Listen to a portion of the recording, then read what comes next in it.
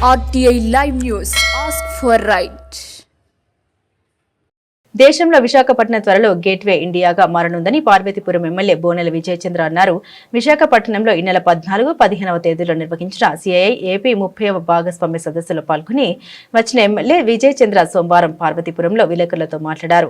ముఖ్యమంత్రి చంద్రబాబు నాయుడు, ఐటీ మంత్రి లోకేష్ సారథ్యంలో జరిగిన సిఐఐ సదస్సులో జాతీయ, అంతర్జాతీయ పారిశ్రామికవేత్తలు, వివిధ రంగాల ప్రతినిధులు తరలివచ్చి కూటమి ప్రభుత్వంపై నమ్మకంతో సుమారు 13 లక్షల కోట్ల పెట్టుబడులు ముందుకు వచ్చారన్నారు. కూటమి ప్రభుత్వం అధికారంలోకి వచ్చిన 16 నెలల్లోనే 613 ఒప్పందాలతో సుమారు 17 లక్షల మందికి ఉద్యోగ అవకాశాలు కల్పించేందుకు ఒప్పందం కుదుర్చుకున్నారన్నారు. అయితే సీఎం ఈ లక్ష్యాన్ని 20 లక్షల కోట్లకు పెంచి రానున్న 5 ఏళ్లలో 50 లక్షల మందికి ఉద్యోగ అవకాశాలు కల్పించే లక్ష్యంతో అడుగులు వేస్తున్నారన్నారు.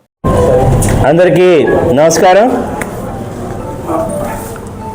మొన్న 14, 15 మీ అందరికీ తెలిసిందే సిఐఐ వాళ్ళు 30వ సమిట్ ఆంధ్రప్రదేశ్ ప్రభుత్వం సిఏ సంయుక్తంగా చేసిన ఈ పార్ట్నర్షిప్ సమిట్ ఏదైతే ఉందో ఒకే ఒక మాట, అది ఆంధ్రప్రదేశ్ యొక్క భవిష్యత్తుని మార్పులు తీసుకొచ్చేదాన్ని దశ మార్చే సమిట్గా నేను భావిస్తున్నాను. 639 ఎంఓయూలు, 13 లక్షల కోట్లు ఇన్వెస్ట్మెంటు, దాదాపుగా 16 లక్షల ఉద్యోగాలు. ఇది జనరల్గా చెప్పాలంటే 17 నెలల్లో ప్రభుత్వం వచ్చి 15 నెలల్లో ఇంత గొప్ప అచీవ్మెంట్ చేయాలంటే అది నాట్ ఏ జోక్. మునుపెన్నడూ లేని విధంగా 16 నెలలు గౌరవ మంత్రి నారా లోకేష్ గారు అహర్నిశలు తట్టని ఒక కంపెనీ డోర్ లేదు, ఎక్కిన మెటీరియల్ కూడా లేదు, అన్ని చోట్ల కూడా ఈ రాష్ట్రానికి ఖచ్చితంగా ఒక చేంజ్ తీసుకురావాలి, ఈ రాష్ట్రంలో పెట్టుబడులు ఒక్కటే ఈ రాష్ట్రాన్ని దశ మార్చగలుగుతాయనని ఒక ప్రగాఢమైన నమ్మకంతో ఆయన మోస్ట్ ఆఫ్ ది టైం పెట్టుబడుల వర్షాన్ని కురిపించడానికి జరిగింది. అందులో మేము కూడా భాగస్వామ్యం అవ్వడం ఈ సిఏ సమిట్లో చాలా అదృష్టంగా భావిస్తున్నాం. మేము కూడా చూసాం. మీరు అందరూ గమనించుంటే గత వైసీపీ గవర్నమెంట్లో కూడా ఇలాంటి సమ్మిట్ వైజాగ్లోనే జరిగింది. కోట్లు పెట్టడానికి వచ్చిన వాళ్ళందరూ ప్లేట్ల కోసం కొట్టుకున్నారు. మీ అందరికీ తెలిసిందే. సూట్లు వేసుకొని విపరీతమైన బ్యాగులు పట్టుకొని భోజనాల దగ్గర ప్లేట్ల కోసం ఒకడొకడు తోసుకోవడం చిందరవందర చేసి చూసాం. అంతేకాకుండా అప్పట్లో పేడ్ ఆర్టిస్టులు, లేడీస్, ఇటుపక్క జెంట్స్, సీనియర్లు ఎవరెవరో తెలియదు, సూట్లు బూట్లు వేసుకొని ఒక సినిమా షూటింగ్ వ్యవహార శైలి అనమాట. సీరియస్గా నడుచుకొని వెళ్ళిపోవడం, ఈ చాంబర్లోకి వెళ్ళడం, అటు చాంబర్ నుంచి రావడం, చదువుకుంటూ పేపర్లు వెళ్ళిపోవడం, బ్యాగులు పట్టుకెళ్ళిపోవడం, సెల్ఫీలు దిగడం, అంటే ఒక ఫేక్ ప్రచారానికి గత గవర్నమెంట్లో చూడడం జరిగింది.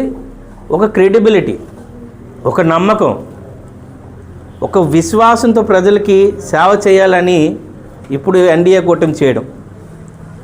మొన్న మీరు గమనిస్తూ ఉంటే విశాఖపట్నంకి వచ్చిన ఏఐ గూగుల్ డేటా సెంటర్ కానీ, ఐసెల్ మెటల్ ఏదైతే నెంబర్ 1 స్టీల్ కంపెనీ ప్రపంచంలోనే వాళ్ళు రావడం కానీ, అలాగే హైడ్రోజన్, గ్రీన్ హైడ్రోజన్ ఎన్టీపీసీ వాళ్ళతో పెట్టడం కానీ, ఇవన్నీ కూడా లక్షల కోట్లలో పెట్టుబడులు తీసుకురావడం. ఒకే ఒక మాట, గత ప్రభుత్వం 10 లక్షల కోట్లు అప్పు చేసి వెళ్ళిపోతే ఈ ప్రభుత్వం దాదాపుగా మొన్న 13 లక్షలు, అంతకుముందు 8 లక్షలు, 20 లక్షల కోట్ల పెట్టుబడులు తీసుకొచ్చిన ఘనత చంద్రబాబు నాయుడు గారిది. మిగతా రాష్ట్రాలన్నీ ఈజీ ఆఫ్ డూయింగ్ బిజినెస్ అంటున్నాయి, మా దగ్గర చాలా ఈజీగా మీరు బిజినెస్ చేయొచ్చు అంటున్నాయి. కానీ ఆంధ్రప్రదేశ్ నారా లోకేష్ గారు, చంద్రబాబు నాయుడు గారు వచ్చిన తర్వాత స్పీడ్ ఆఫ్ బిజినెస్, మీరు ఎంత తొందరగా పెడితేనే మీ ప్లాంట్ అంత తొందరగా పెట్టడానికి అవుతుంది. సింగిల్ విండో ప్రాసెస్లో మీ అప్లికేషన్స్ అన్నీ క్లియర్ అయిపోతాయి. సింగిల్ విండో ప్రాసెస్లో మీరు యూనిట్ పెడితే యూనిట్ మేము పెట్టిన విధంగా, అంటే ఏదో ప్రభుత్వమే పెట్టిన విధంగా అంత బాధ్యతగా తీసుకోవడానికి ఈ అట్రాక్ట్ జరుగుతున్న విషయానికి ఏంటంటే, ఒక కంపెనీ పెట్టాల్సిన వాడికి ఏం కావాలండి? ల్యాండ్ కావాలి, ఈ వాటర్ కావాలి, సోర్సెస్ కావాలి, గవర్నమెంట్ నుంచి పర్మిషన్స్ కావాలి. కానీ ఇప్పుడు సింగిల్ విండో, మనిషి లేకపోయినా ఆన్లైన్లోనే ప్రాసెస్ అయిపోయే విధంగా ఇలాంటి అవకాశం మిగతా రాష్ట్రంలో ఎవరు ఇవ్వట్లేదు, ఆంధ్రప్రదేశ్ ఇస్తుంది. రేపు భావితరాలు నిరుద్యోగుల కోసం మీ అందరికీ తెలిసిందే మన హామీ ఎంతండి, 20 లక్షల ఉద్యోగాలు ఇస్తామని చెప్పాం. కానీ నిన్న మీరు చంద్రబాబు నాయుడు గారి హామీ ఏం తెలుసా, 50 లక్షల ఉద్యోగాలు క్రియేట్ చేయబోతున్నామని. అంతేకాకుండా ఒక ఉత్తరాంధ్ర వ్యక్తిగా మొట్టమొదటిసారి north Andhra economic corridor zone create చేయడం జరిగింది. ఇందులో పార్వతీపురాన్ని అంటే 8-9 జిల్లాలు, శ్రీకాకుళాన్ని పోర్ట్స్ పెట్టుకున్నారు, విజయనగరానికి స్టీల్స్ అండ్ ఎయిర్పోర్ట్ పెట్టుకున్నారు, పార్వతీపురంకి మరి ముఖ్యంగా organic farming, 2 agro horticulture processing యూనిట్కి అత్యధిక ప్రాధాన్యత ఇస్తున్నారు. మొన్న 43 MOUలు చేసుకున్నారు ఓన్లీ ఫుడ్ ప్రాసెసింగ్లో. దాదాపుగా 15 ఫుడ్ ప్రాసెసింగ్ యూనిట్లు పెట్టడానికి వచ్చిన వాళ్ళకి ఎక్కడైనా పెడతామని అన్నారు. మిగతా అందరూ మాకు ఈ ఏరియాలో కావాలి, ఈ ఏరియాలో కావాలని పెట్టుకోవడం జరిగింది. 15 MOUs ఎక్కడైనా పెట్టడానికి దానికి గౌరవ మంత్రి లోకేష్ గారికి అలాగే టీజీ భరత్ గారికి కూడా రిప్రజెంట్ ఇవ్వడం జరిగింది. పార్వతీపురం అట్లీస్ట్ ఒక 5 ఫుడ్ ప్రాసెసింగ్ యూనిట్లు పెట్టగలిగితే ఇక్కడ యువతకు కూడా బాగుంటుందని చెప్పడం, దానికి సానుకూలంగా స్పందించడం. ఇది నార్త్ ఆంధ్ర ఎకనామిక్ కారిడార్ జోన్లో కిందనే పార్వతీపురానికి కన్సిడర్ చేయడం జరిగింది. అంతేకాకుండా ఈ యొక్క దూకుడు చూస్తుంటే 5 సంవత్సరాల్లోనే ఆంధ్రప్రదేశ్ చరిత్ర మారిపోతుంది. పెట్టుబడుల యుగానికి నాంది పలికినట్టుగా నేనైతే భావిస్తున్నాను. ఆ రోజు మీ అందరికీ చెప్పాలి, ఇంతకుముందు డావోస్కి జగన్ గారు వెళ్ళి చలికి బాగాలేదని చెప్పి వచ్చాడు, -5 ఉందని చెప్పి అప్పుడు ఉన్నాడు. కానీ చంద్రబాబు నాయుడు గారు నేను డావోస్లో కూడా చూశాను, ఎంత నిబంధనతో పనిచేశారు. అందరం గజగజ నిజంగా వణికాం మేము. 4-5 కోట్లు వేసుకున్నా కానీ ఆయన సింహంలాగా మా ఎల్లో సెట్ట వేసుకొని ఆ ఒక్క పురవీధుల్లో తిరిగేస్తూనే ఉన్నాడు. అంటే ఆయన దృఢ సంకల్పం నడిపించింది అనాలి. అలాగే నిన్న సీఎం మీట్లో కూడా ఆయన ఆరోగ్యం బాగా కొంచెం నీరసంగా ఉన్నారు. కానీ అందరం మేము ఎక్స్పెక్ట్ చేసాం ఏంటంటే, సార్ లోకేష్ గారు ఉన్నారు కదా మీరు వెళ్ళండి రెస్ట్ తీసుకోండి అంటే, no rest, AP is the first అన్నాడు ఆయన. పెట్టుబడులు ఈజ్ ద ముందు అన్నాడు. ఇక్కడ నేను లేకపోతే వచ్చిన వాళ్ళకి నేను న్యాయం చేసినట్లు ఉండదు అని. అందుకనే ఆయన ఆ రోజు అంత సంకల్పంగా తీసుకురావడం, అలాంటి వ్యక్తి దగ్గర పనిచేయడం, ఈ రాష్ట్రం కోసమే పుట్టాడేమో, ఈ రాష్ట్రంలో పిల్లల భవిష్యత్తు కోసమే పుట్టాడేమో అన్నంత గొప్ప వ్యక్తిత్వం కలిగిన వ్యక్తి చంద్రబాబు నాయుడు గారిని తెలియడం మీ అందరికీ తెలిసిందే. ఆయన ప్రస్తావన నుంచి మీ అందరికీ తెలిసిందే. 2029 కల్లా రాష్ట్రంలో 50 లక్షల ఉద్యోగాలు, దాదాపుగా ఒక 20-30 లక్షల కోట్లతో పెట్టుబడులకి నాంది పలుకుతున్నాం. ఇది అన్నిటికీ ప్రధాన కారణం మెచ్చుకోవాల్సింది. నిరంతరం తండ్రి దగ్గర నేర్చుకున్న లోకేష్ గారికి ఏమైతే ఒప్పుకిచ్చున్నారో తెలియదు, కానీ కంపెనీలతో వెళ్ళి అంటే తన స్థాయిని కూడా అవకాశాలు ఉన్నాయి. వాళ్ళు సెమినార్లు కండక్ట్ చేసుకునే అవకాశం ఉన్నాయి.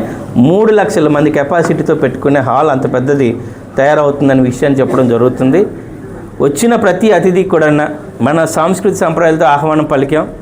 అందరూ కూడా ఎంఓఎస్ చేసుకున్నారు. ఆల్మోస్ట్ అన్నీ కూడా జెన్యూన్ ఎంఓఎస్. గత ప్రభుత్వంలాగా ఫేక్ ఎంఓఎస్ లేవు. అప్పడాలు పెట్టడానికి ఎవడో రాలేదు, పూతరేకులు ఎంఓఎలు జరగలేదు, ఇంకోటి మామిడి తాండ్రి అది కూడా జరగలేదు. ఎందుకంటే మీ అందరికీ చెప్పాలి, ఈ గుడ్డు మంత్రి ఎవడైతే ఉన్నాడో ఎవడు గుడ్డెట్టినా జగనే గుడ్డెట్టాడు అంటాడు. ఎవడు గుడ్డు పెట్టినా జగన్ గుడ్డే అంటాడు. ఏం తీసుకొచ్చినా జగనే అంటాడు. డేటా సెంటర్ తీసుకొస్తే అది జగన్ ఉన్నాడు అంటాడు. అరే లేదు గూగుల్ వచ్చిందంటే దానికి జగన్ ఉన్నాడు అంటాడు. లేదు ఆశ్రమిట్లో వచ్చిందంటే మా జగన్ మాట్లాడాడు అంటాడు. ఏం అర్థమవుతుందో తెలియదు. అది ప్రజలకే వదిలేసాం.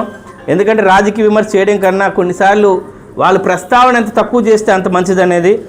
ఎన్ని మాట్లాడినా ఎన్ని ఫేక్ ప్రచారాలు చేసినా ప్రజలు వాళ్ళని నమ్మడానికి అసంభవం. రాష్ట్రానికి మంచి రోజులు వచ్చాయి.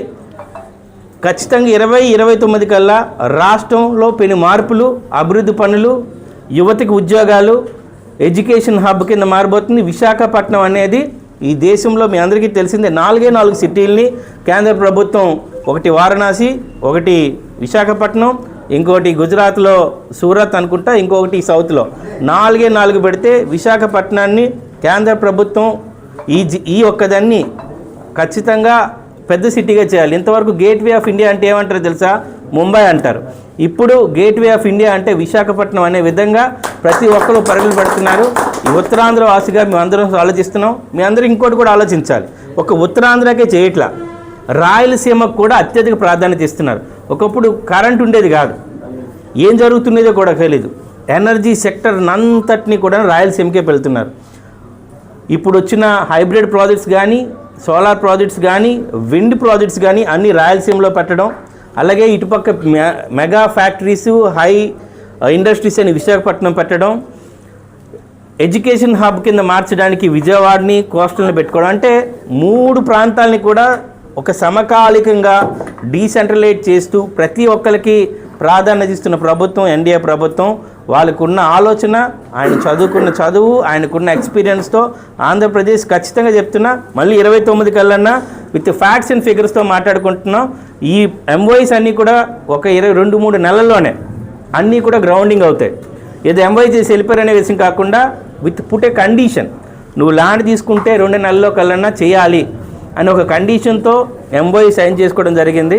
వచ్చిన వాళ్ళందరూ కూడా ఈవెన్ ఆస్ట్రేలియా నుంచి వచ్చిన, దుబాయ్ నుంచి వచ్చిన, ఆఫ్రికన్ కంట్రీస్ వచ్చిన, అలాగే యూరోప్ నుంచి వచ్చిన వాళ్ళందరూ కూడా వేరే వేరే రాష్ట్రాల్లో, ఢిల్లీలో, ముంబైలో కూడా సిఐ సమిట్లకు వెళ్ళారు. They feel different. ఇది చాలా డిఫరెంట్గా ఉంది. ఇంత సీరియస్